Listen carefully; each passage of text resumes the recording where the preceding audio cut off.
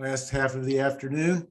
It was a great pleasure that I present a regular at the conference and a long time friend of TFI, Augie Grant. Take it away, Augie. Thanks, Larry. Actually, we're coming up on our 30th year of collaboration this year. So it's an incredible history and a lot to talk about. Most of you know, I'm a professor at the University of South Carolina. I've been editing a book called Communication Technology Update since 1992. And we're currently in the middle of doing our, 18th edition that's going to be published in June. Let me see if I can share it. Keep in mind, I would love to be taking questions as I talk. I'm dealing with a single monitor right now. So as I go through the slides, I can't see the chat. So I'll allow plenty of time at the end for questions though. And I think we've got it up there. So you can see this is the 17th edition on the screen. We basically, in this book, we started doing it on a yearly basis in 1992 and then went to every other year after 5 years because we realized we could use the internet to provide updates. But we cover the latest developments in mass media, computers, consumer electronics, telephony, and networking. So it's a very wide scope. The idea is provide some history about each of these technologies, and then here's what's going on right now. Here are statistics. In fact, we have one chapter in the book that's a statistical abstract that gives year-by-year data on about 20 different technologies, ranging from television to newspaper to books to music to whatever you can think of. Anyway, that's what we do. So this presentation is based on that book and putting that together. I need to stress, as you can see, it's published in association with Technology Futures. In fact, the 18th edition is published by Technology Futures. So yeah, we'll make sure we provide you all with plenty of information on not only how to get a copy for yourself, but how to get a copy for your kids, because that's real important. Okay. I'm trying to see why I'm not advancing. There we go. In 1984, Rockwell. I want to start with a place that we haven't been yet, but I think is one of the most important developments in technology. Rockwell sang, "I always feel like somebody's watching me, and I get no privacy." I was going to sing that for you, by the way, and people who know me well said, no, I should not be singing. Well, what's the point? The point is that surveillance is one of our major themes in 2022. One of the biggest changes we have going on is how we're being watched. Now, we're going to cover all of these other themes that we look at.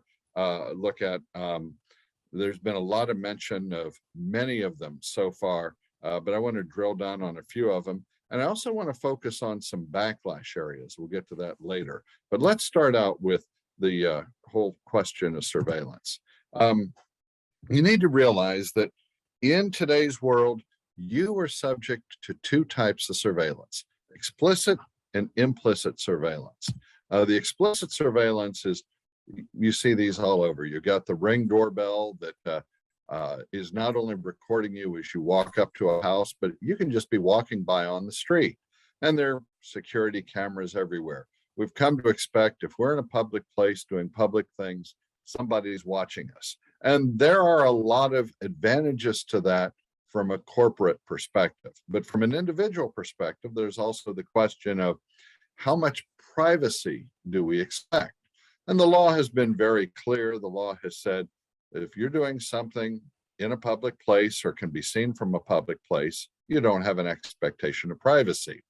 But for example, if you're sunbathing in the backyard and somebody flies a drone overhead, it's definitely a violation of your privacy, because there's an expectation when you are on private property shielded from the rest of the world, someone does not onto that property.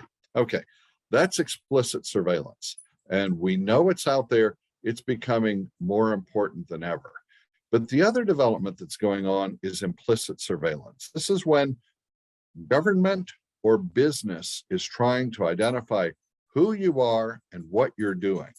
They do this through facial recognition. Most commonly, they can track your telephone. So for example, if you walk into a shopping mall, even if you're not using the Wi-Fi connection, the mere fact that you have a Wi-Fi connection on the phone, or that you even have a phone turned on, means that phone signal can be tracked.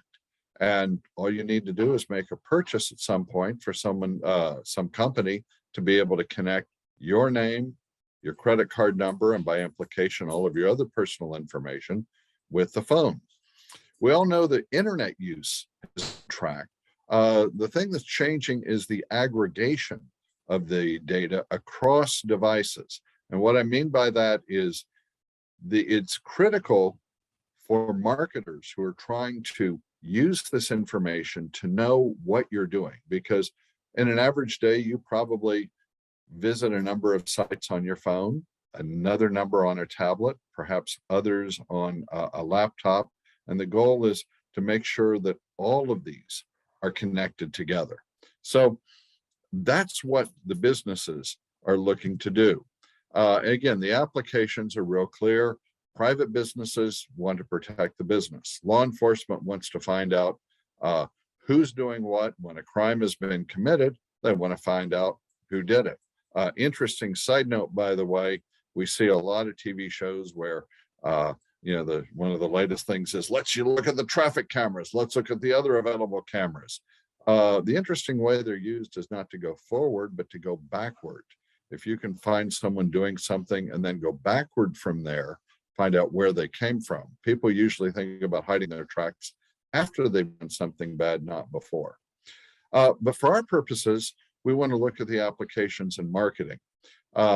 There are a number of companies that are looking to apply big data algorithms to connect your behaviors in terms of your previous purchasing behaviors, your credit score, size of your family, your demographics, the media you consume, in order to do a more efficient job of targeting messages at you. And perhaps nobody's been more successful than this than the 2016 Trump campaign that used the information it got from cognitive science to feed their Facebook messages, where they literally sent out millions of personalized messages to individual voters. Any marketer can use the same tools if they have access. And from a business perspective, we need to know these tools are being developed. They're not perfected, certainly not perfected yet. But we need to know from a personal perspective that this is also going on, and there's a concern about the right of an individual to not be tracked. Strongest protections of this are in Europe with the GDPR and the state of California. But for most of the rest of the US, I'm looking at you, Texas, we don't have the same level of protections available.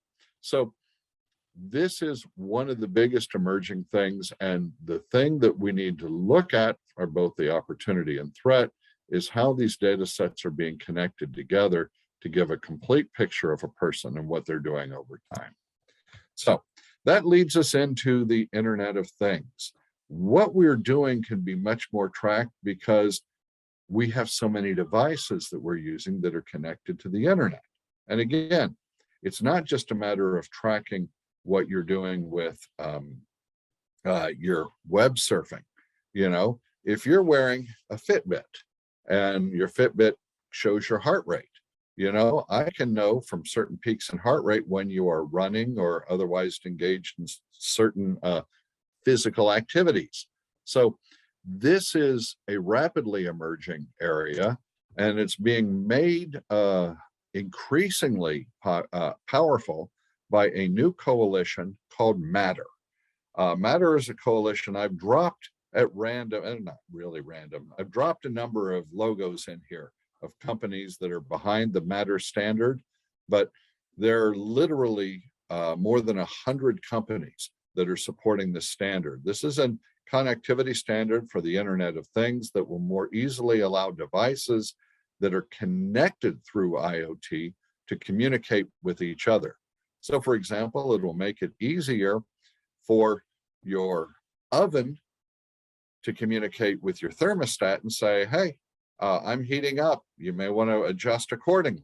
I'm not saying that's the application, but the implication is all of these devices that Ian was talking about earlier and Ray was talking about, the millions of devices that can be connected.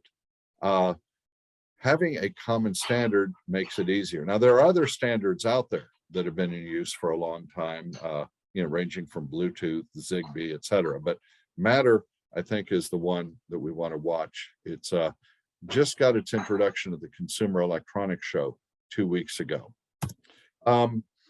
We remember that when we're looking at the Internet of Things, it's not just a matter that the device has to be connected to the internet. There has to be some data that's being collected by sensors or input to the device that's connected to a network, and processing that has to take place somewhere.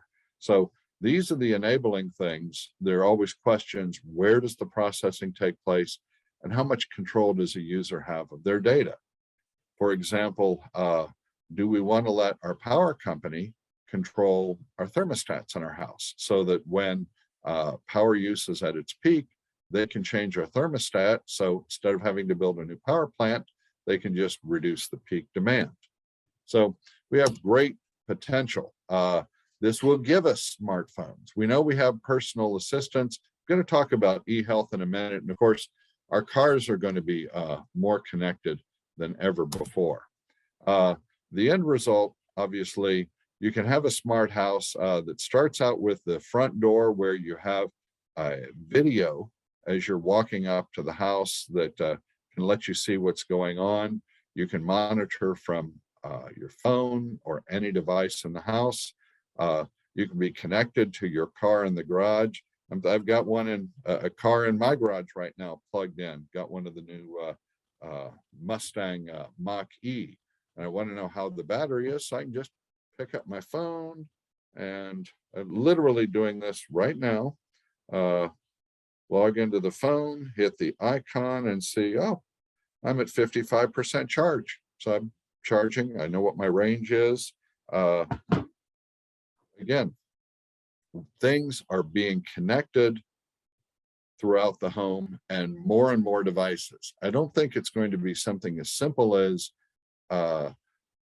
let your refrigerator tell you when your milk's gone sour, but I think things like setting up your charger so you charge your vehicle when the power demand is lowest and save a lot of money on your electric bill and also save the grid.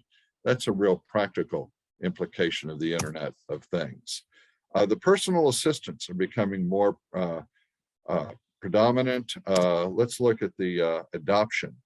We can see, again, the beginning of the S-shaped curve is kind of cut off here, and we've got some projections here, but it's clear we have great deal of adoption, and it's adopted through two different ways. You've got the devices themselves, and then you have the capabilities of the devices that can be built into other things, whether it's a phone or a television. So the fact that we have personal assistants, the fact that you can have a question about anything and have it answered. Earlier today, we were watching Dionne Warwick on Stephen Colbert's show last night, and my wife said, "How old is she?" And I said, "I don't know." And I just picked up my phone and said, "How old is Dionne Warwick?" Found out that she's 81. Oh, I can hear an Alexa answering behind me as I'm talking. Dionne Warwick is 81. So again, very practical uses, but there's also privacy. Who is storing the information about what you're searching for, what you found? Where are you when you're searching? We know that our privacy is more protected in the area of health, but we also know that the capability of these devices, the fact that we can build connectivity and into devices that can monitor our health, it can help us in being diagnosed. It can also, again, threaten our privacy if the information is not handled right. We know that telehealth has become increasingly important during COVID. For gosh sakes, if someone thinks they might have COVID and you can do the diagnosis over the internet, so a person doesn't have to go into an office and take the risk of infecting all of the others who might be there for other things. That's important. The biggest area, though, are in monitoring. Again, I talked about the Fitbit earlier. There are all kinds of other devices. The end result could be significant cost savings in terms of preventative care. You got a little universe of devices here. On the left, you've got the smartwatch that can monitor your fitness or encourage you to walk more, run more, tell you how you're sleeping. That's my favorite part. And to have a device that not only tells you how you're sleeping and tells you how much you're exercising, pretty good combination. In the middle is the Cardia. This is the device that can give you an EKG. This is happening to show, because it's only with the fingers, the 2 lead, but if you put it on another part of skin, I rest mine on my knee, it can give me, I've got one, it gives me a 6 lead EKG. And it's kind of nice to have a device that says, hey, your heart's okay. And I've got a blood pressure cuff that I can connect, and I can gather my blood pressure, my sleeping pattern, my heart rate can all be together. And then you can see on the right, you communicate to the doctor. So you can not only do telehealth, but that information can go in and the system can monitor you and let you know when there's a problem before you might know there's a problem. And it works not only on an individual level, but it works on a larger level. So the biggest thing that I want to point to in terms of e-health is the capabilities we have for the network devices. We have all of the diagnostic devices. I didn't even mention the blood sugar. And there's I was just at the Consumer Electronics Show 2 weeks ago. There's one that measures your brain waves. So you put on a little cap and get the feedback. There's another one that looks at your tooth. You can hold it up to your tooth and can do your diagnosis. A Korean company has come out of that. Well, the key that we don't have yet that is coming is networking these devices. Now we have to worry about privacy considerations. We have to worry about how these are going to be controlled. And we definitely want to see if there are cost savings that come from prevention. Are these cost savings returned to the consumers? How are these paid for? Or the flip side, can someone demand that they have access to, or that you use these devices? It was interesting. I have a sleeping problem and got one of the CPAP machines that helps me breathe while I'm sleeping. And, you know, it's fine. It works. Not fine. It's great. It has changed my life. I sleep now very well rested. But I went to see the doctor after I got it to get a report. And he said, yep, I'm looking at the readout. I can see how you slept, the time you slept. He had the full readout. And they had paperwork, but the paperwork was not as explicit as it could have been in saying, here's what part of your life we're monitoring, and here's what we know about you. And that's got to be a thing that we have to pay attention to. I talked about implications for society at large. Kinza created this thermometer and has been monitoring not individual results, but monitoring the results across populations. And in the early days of the pandemic, they were able to say, hey, here are the hotspots. Based on fevers that we measured, we know where the hotspots are in the country. What I'm trying to say here is we have an incredible possibility for diagnosing, for preventing, for knowing what the status is of health, but huge privacy issues related to that.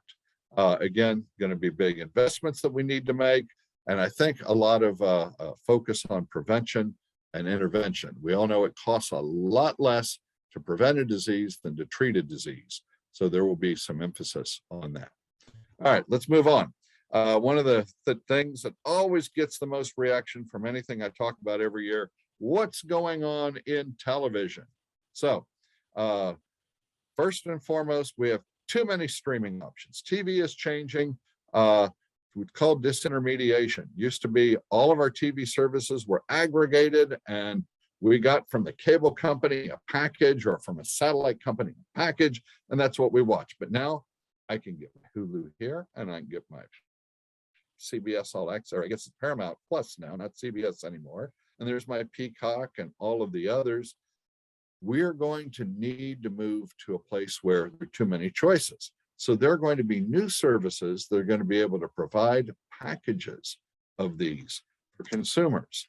The disruption that we've had from the pandemic has disrupted so many parts of life. The entertainment industry is no different. And again, this is something I said last year that I want to reinforce. Disruption accelerates change. We're going to see weaker competitors disappear. We're going to continue to see consolidation. Consider Discovery's impending purchase of the Warner Media assets from AT&T. Discovery is suddenly going to become one of the biggest players out there. And it makes opportunities for new entrants out there. We see, and Larry had great statistics on the shift from broadcast and cable to streaming. The one thing I want to emphasize is it's not a zero-sum game. As we have more channels of content delivered, whether it's through streaming or social media, people are consuming more video over time. Now, if you do a survey and you say, how has your video use changed because of whatever? Everyone says, oh, I watch less TV. I got a Fitbit, so I watch less TV. I have kids, so I watch less TV. I got married, so I watch less. No matter what you ask, people say they watch less.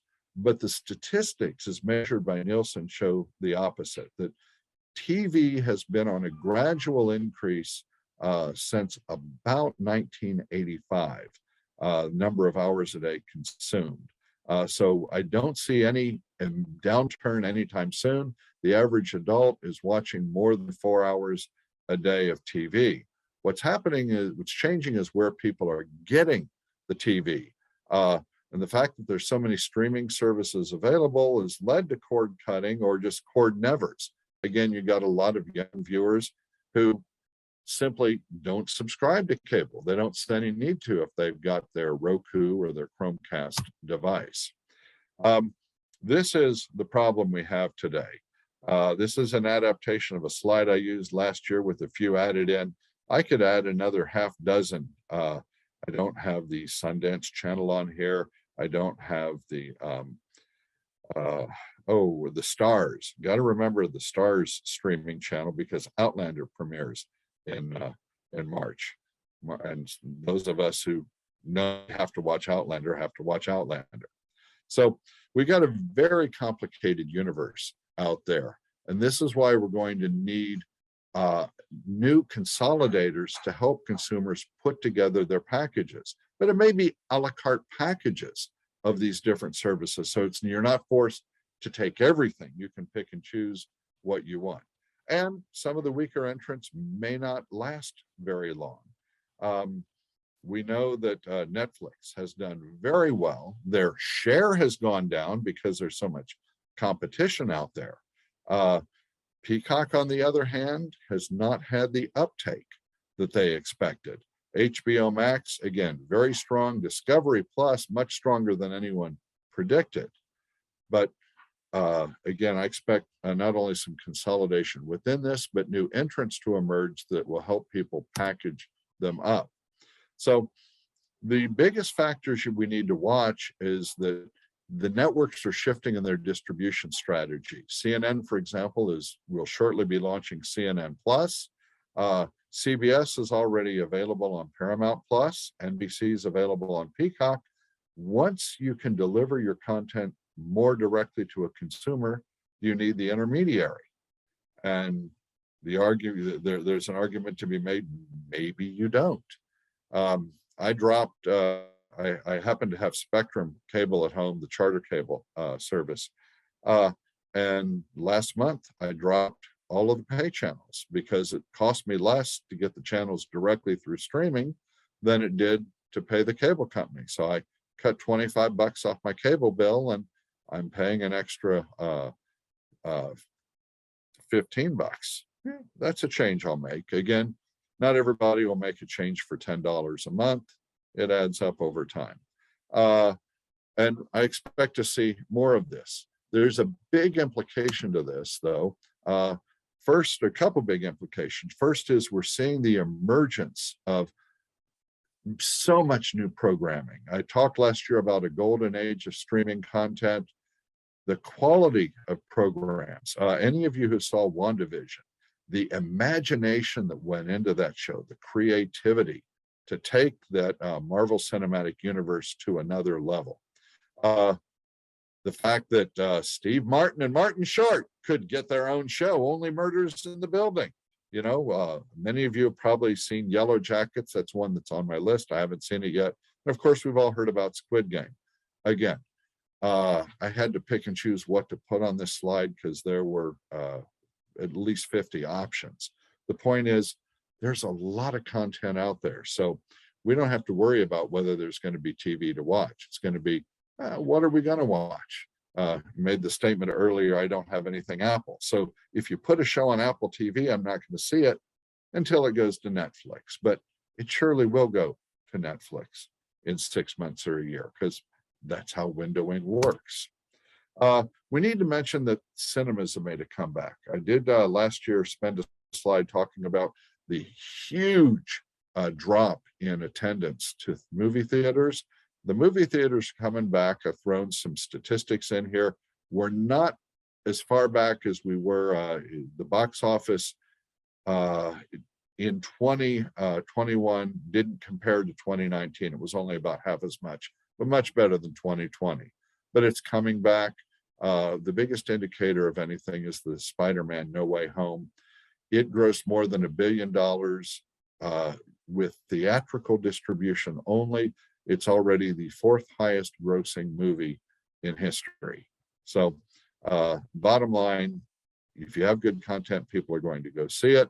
The big uncertainty is how much the studios are going to continue to release titles to streaming at the same time they go to theaters. It was a very effective way to monetize the streaming service, make sure that they had good content that people would pay the 10 or 15 or however much a month for the service. On the other hand, the windowing has been really good and really profitable. So this is one to watch. Some studios say everything will be released on streaming at the same time. Others say otherwise. Here's one. I hope this causes some discussion.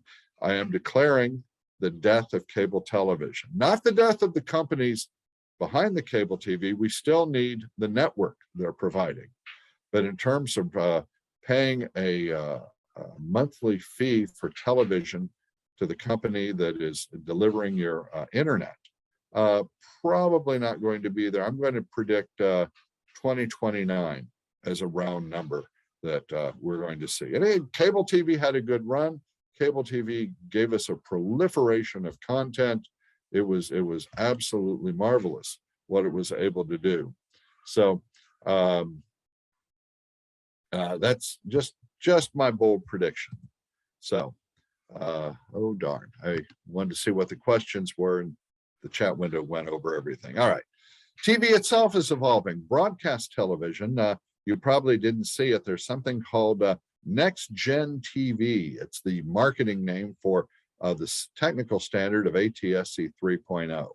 Streaming we've talked about, and the displays are changing too. So let's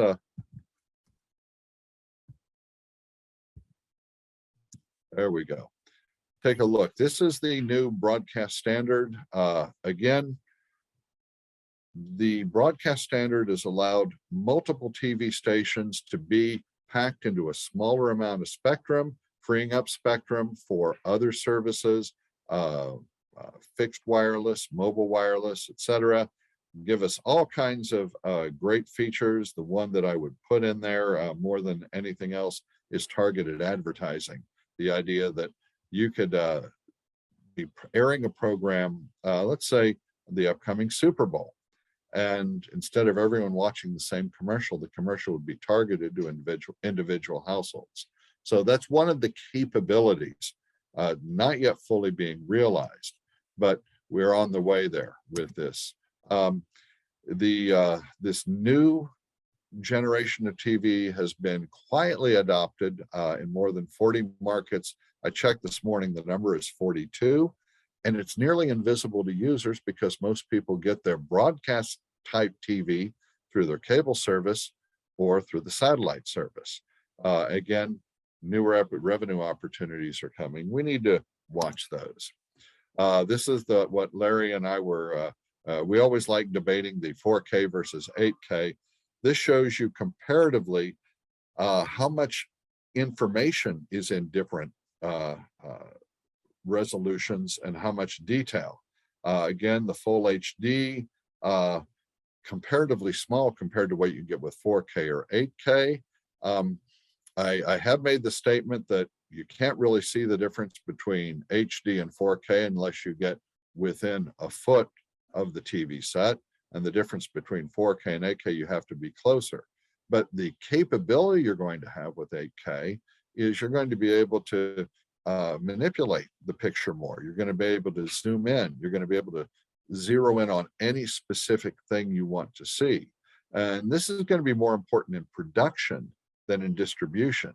If I can shoot a big scene in 8K and then use post-production to zoom in on every area, that's going to give me a lot more power than having to direct the camera during an event where I want it. Cinematically, it doesn't work as well because cinematically we use the depth of field, the fact some things are in focus, some things are out of focus in order to focus the attention. But the bottom line is 8K TV is definitely coming. There's no question it's using the bandwidth. The question is, how will it use the bandwidth and what will it bring to consumers?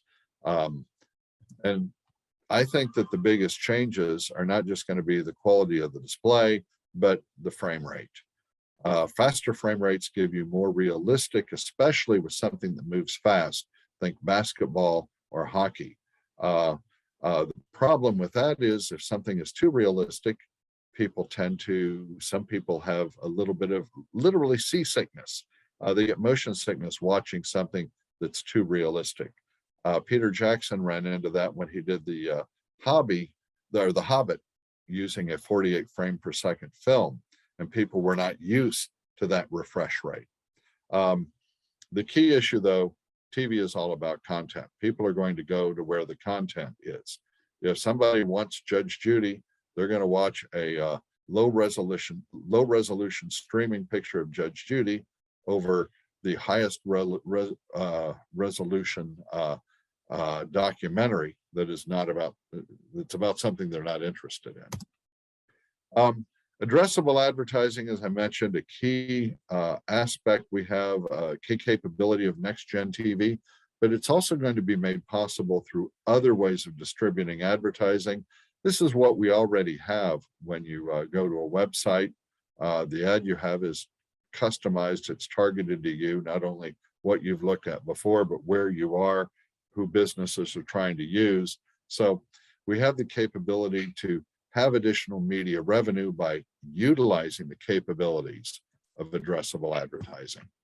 So that wraps up the TV portion. Very quickly, I'm combining working and learning from home. We've had a little discussion of these, so I'm not going to spend too much time on them.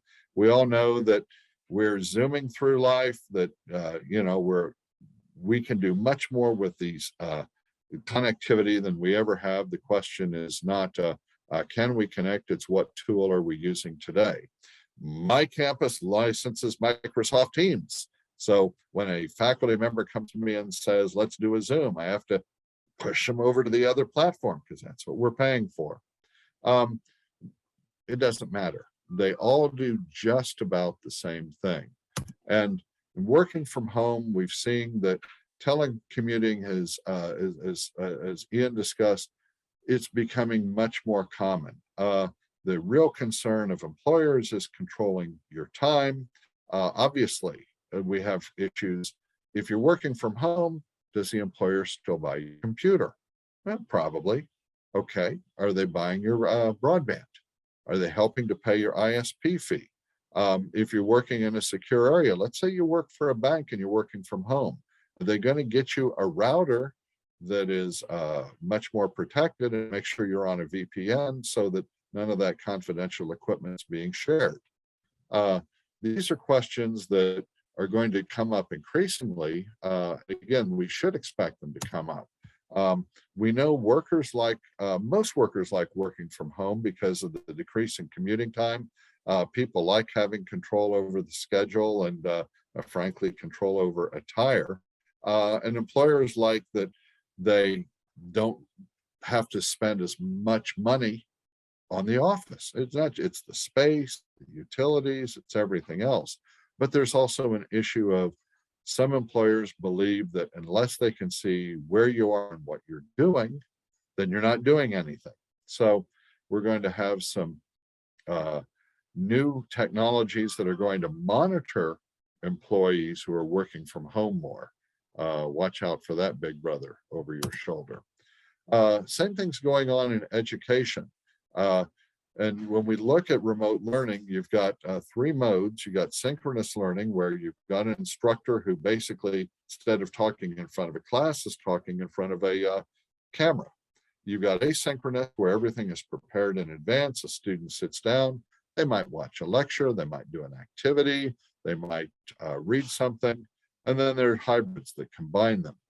The big outcome of this, and I've been deeply involved in this in the last 4 years through our Center for Teaching Excellence, we're developing ways to enhance the engagement of students to make sure that they are more connected to the material. And we have new ways to assess whether learning has taken place. Along the way, there's a lot of gamification. Your biggest issue here, and again, made reference to this, access to devices and networks. You know, when actually don't know whether it's Ian or Ray talked about Fort Worth having to put in its own hotspots to provide the networking. So when the students were learning remotely, they could be connected, because we can't presume everyone has the same degree of connectivity that we have. So that's a big issue. It's not just that. The whole notion that we can conduct classes remotely is introducing new opportunities. I mean, think about it. Somebody gets a cold. Do they stay home and just watch The Price is Right? Or do they stay home and have to turn the computer on? So they're still in class. The problem with that you have as an educator is people who I might be coming down with something. Let me attend class remotely today. And then they don't come to class. You have more opportunities for remote teaching, but you've got to remember one of the major functions of primary education is socialization. And you can't do socialization remotely the same way you can face-to-face. Homework is going to evolve significantly. We're still learning lessons about that. Those of you with younger children, you're experiencing some of that right now. So I want to spend just a second on looking at new ways that we're connecting to the internet. And this is all implicit in the discussions we've had the past 2 days, but I want to be very explicit about it. We've got multiple channels. This is a good thing for the consumer. The fact that I can connect through cable, or I can connect through whoever my wireline provider, AT&T, Verizon, or whomever, or I can get it now with a 5G hotspot or through satellite. Given the amount of revenue that's possible and the fact we have additional competitors in each of these spaces, the next big area of competition may be trying to convince people to move from one provider to another. And if all we need the network for is to do our streaming, and we are already getting our streaming through another source, why not? The satellite ISPs are especially interesting, very big in the rural area. HughesNet has been out there for decades. Elon Musk's SpaceX has launched its Starlink. They've got hundreds of satellites out there already. The service is available in beta format. Still more expensive than working through Spectrum, but who knows whether there's going to be a price war. at some point. When I say expensive, $500 CPE cost up front plus $100 a month. Again, if you're in a remote area, you need the connectivity, you've got it with the Starlink. The challenge they have, by the way, is in some countries have said, hey, you can't have that unless you get a license from us. And they're prohibiting Starlink from doing business. Pakistan was one of the latest ones yesterday. I mentioned that to a friend and they said, yeah, so nobody in Pakistan will have a receiver. Okay. We'll see what happens.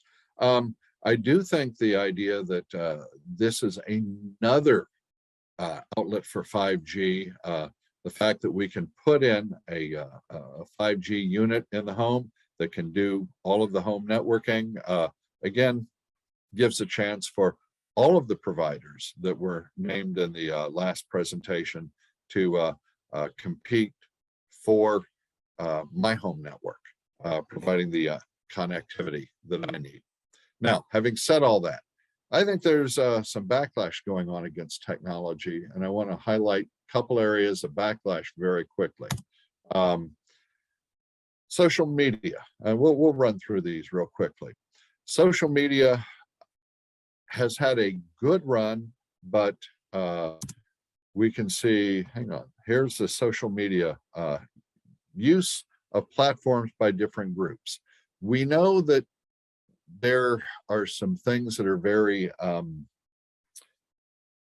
the word that comes to mind is evil about social media. No, that's probably not the best word to talk about a technology that wasn't designed to do that, but people are misusing many of the social media, especially because there can be a degree of anonymity and a great degree of sharing of misinformation.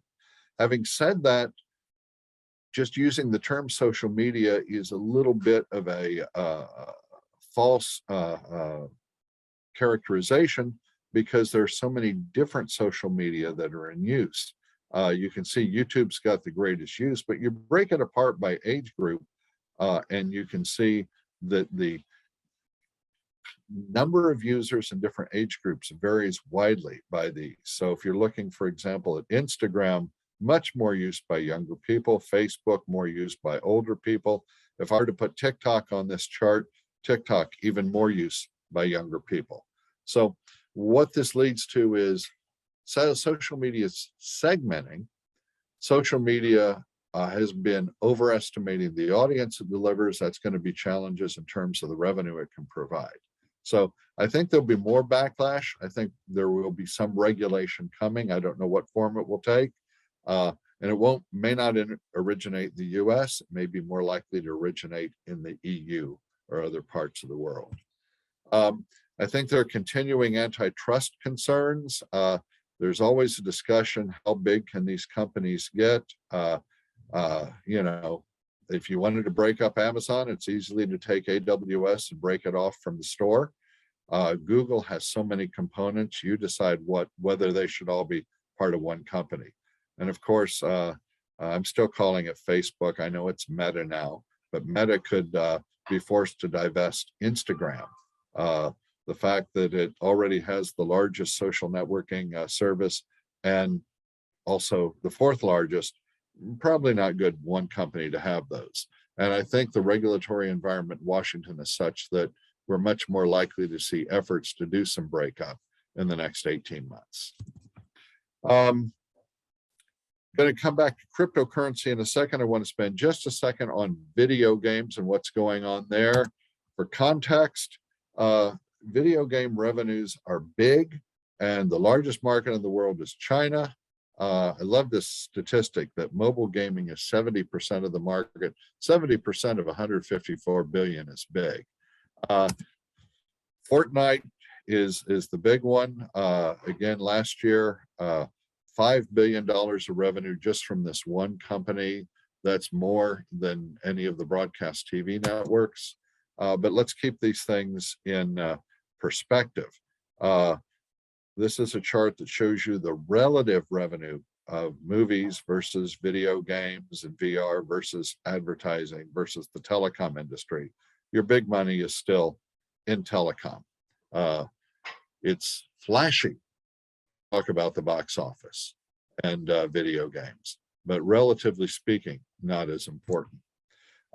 Larry's going to talk in a few minutes about XR. So Larry, I'm not going to steal any of your thunder here. Just we have the variety of technologies here that are emerging. The metaverse is out there. And I don't know whether the metaverse is going to be a place for games or for people to meet each other or commerce. What we have now is a number of different online worlds that are comparable to what we had in the early 1990s, where you had different email systems that were not interconnected. And once they were finally connected to each other, it became practical to use email.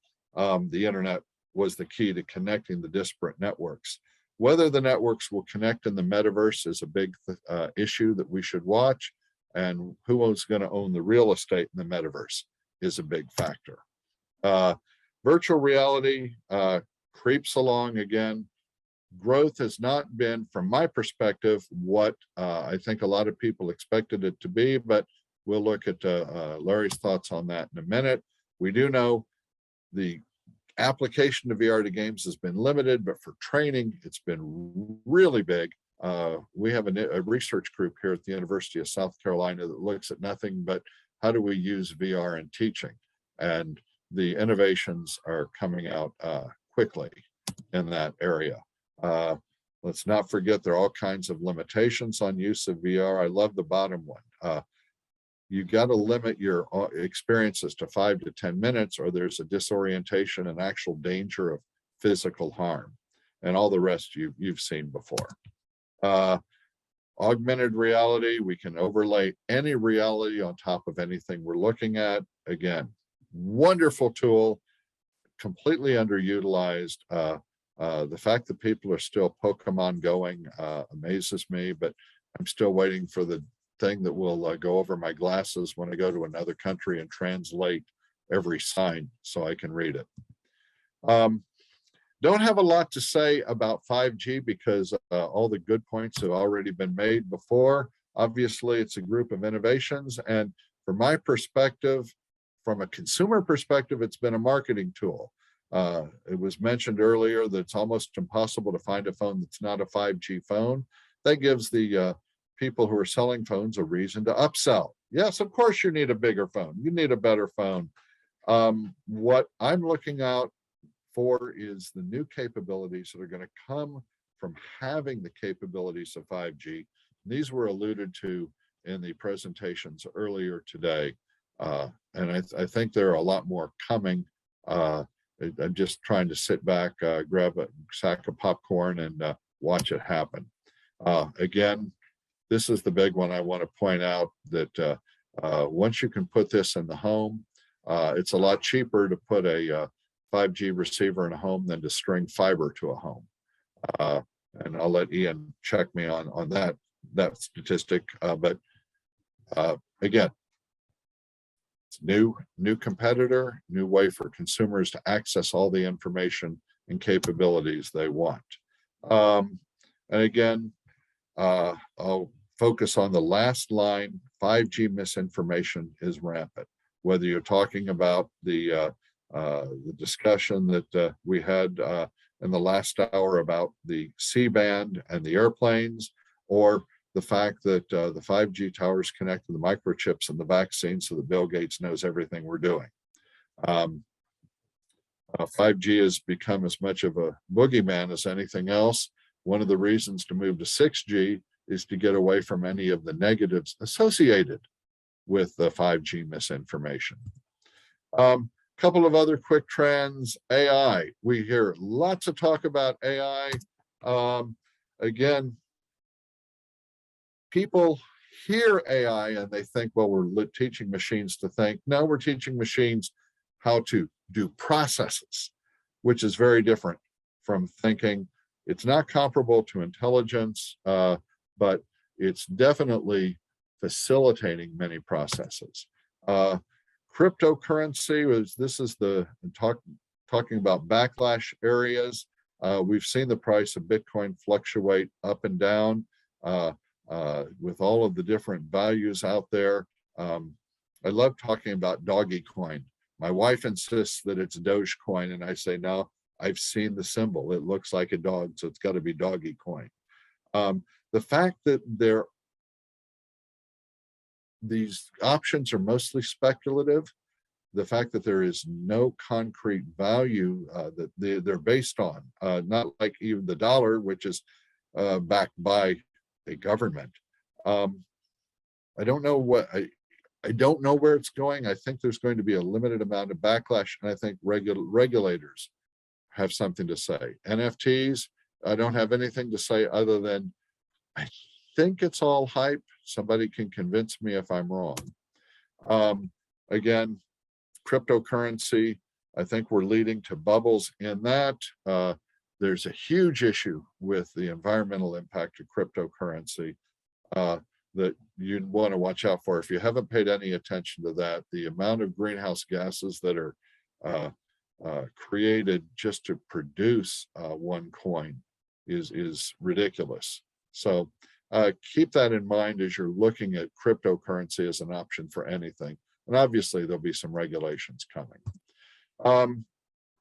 To conclude what I wanted to present, we have disruptive changes. The pandemic, again, has accelerated the rate of change, and we're going to continue for at least the next 12 to 18 months, seeing a higher degree of change.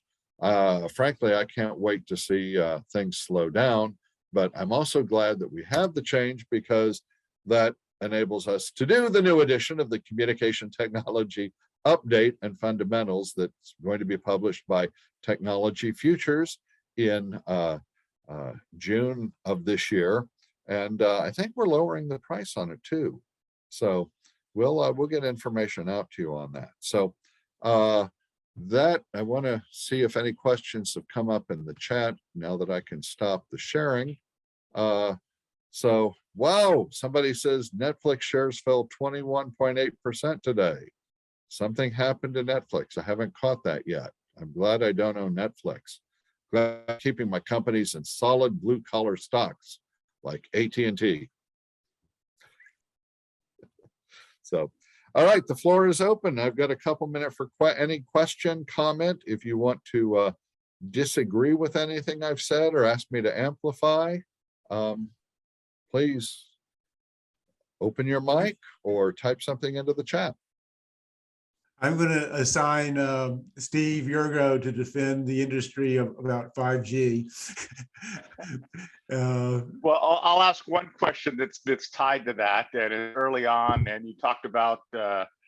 I saw the picture of you sitting down with the glasses on. Was that purposeful for your own safety, or you didn't want to get up and walk around? No, I was looking at an educational simulation, so it wasn't something I had to move around. It's a 360 video environment. I've seen others that have crashed in the walls running around, right? Whatever they're doing in the VR world with the headsets on. So. Yeah, no, we actually have a lab where we use it to show people what it can do and train faculty how to use it. And the rule is you have to have two people. So if somebody has the headset on, there has to be somebody with them to make sure they don't run into the wall.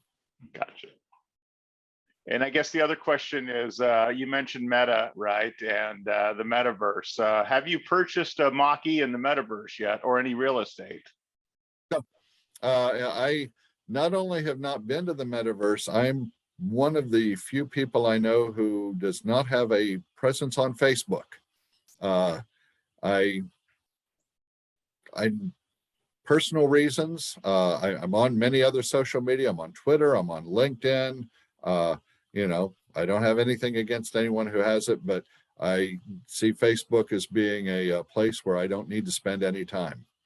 So, and I know I'm in a minority there, but I do see from a corporate, from a social perspective, the Meta company is misusing their position.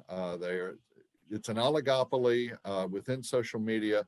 They have disproportionate market share. That's all leading to, since their only source of revenue is advertising, they have an ability to manipulate the cost of advertising and no incentive to decrease the amount of deceptive advertising.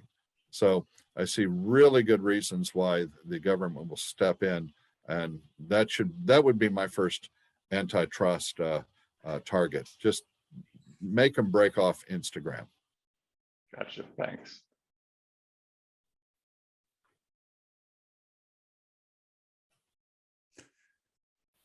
Not really a question, well, partly a question, Augie, but you showed a chart with the revenue coming from gaming and from telecom. I guess one thing though is telecom has an insane amount of investment in infrastructure, so they have some fixed costs that are really large. So, and I wonder in terms of profit or net revenue, whether they might diminish a little bit in terms of excitement. Yeah, I mean, one of the great things about media is margin. If you can produce a successful product, I mean, you take something like the Spider-Man No Way Home movie. This is a movie that cost probably $250 million to make and to market. It's generated $1 billion so far. Now, keep in mind, not all of that goes back to Disney. The typical split for a movie when it comes out is 50% goes back to the distributor and 50% stays with the theaters.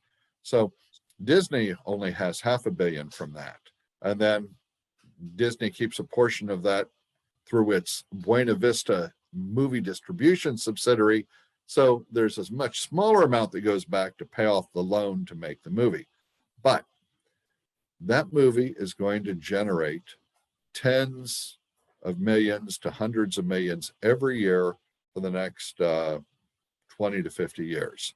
And it's that continuing revenue source that makes a big difference. That's why if any of you can remember in the 1980s when Ted Turner owned Turner Broadcasting and made a big move to buy MGM, he didn't want it because of the movie studio. He wanted it because of the library, because he wanted content for this new network he was starting called TNT and for Turner Classic Movies. So having a big library of content, people underestimate the value of the library. Netflix has made a lot of money, but Netflix started out with movies that it acquired, it had to license from other sources. And all those companies that own those movies and TV shows kept making money. So that's one of the appeals. So margin in media can be incredible, but you can also typically in your relationship between your cost and your revenue in telecom is more predictable. You can take a movie that is very expensive to produce. Let's take the Spider-Man No Way Home. Again, about $250 million to produce. I paid about $10 for a ticket. I also went to watch an independent movie recently and paid $10 for a ticket. That movie only cost about $5 million to produce. So the cost is not related to the cost of producing the content. It's priced on a demand basis. And that's one of the big problems you've had over the last half century whenever telecom companies say, oh, we're going to get into the media business and we're going to do all these wonderful things. They don't realize how different the media business is. I mean, just the simple pricing. Everything is demand and everything is a risk. And you've got my email. I'm real easy to find, augie@sc.edu. I'll be happy to have a dialogue about anything or answer questions. This is what I do for fun, and I'm on sabbatical this term. So if you know somebody who wants to talk on technology, let me know. I can go anywhere and do anything right now for the next 4 months. Thanks, Larry.